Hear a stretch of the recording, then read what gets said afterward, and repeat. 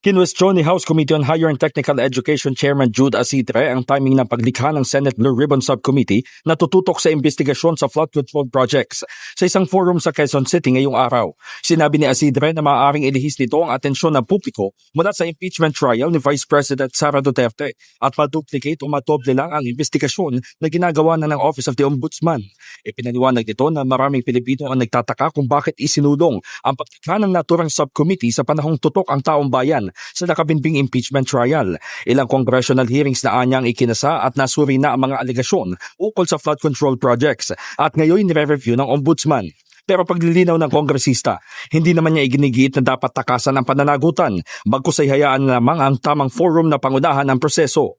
Maging ang minumungkahing struktura ng subcommittee ay questionable para kay Asidre, lalo't sa Kamara ay mother committees ang bumubuo nito at hindi ang plenaryo.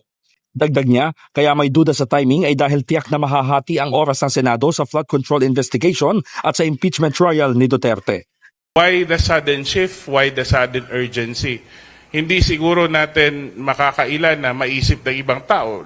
Kami siguro sa Kamara at marami kaming mga kasamahan ang nagtatanong bakit pinipilit ngayon. Total, nandyan na rin naman ang proseso sa Ombudsman, which is the proper forum. And I think everybody will agree that that is a proper forum, no? The Ombudsman at the moment, because cases have started to be filed.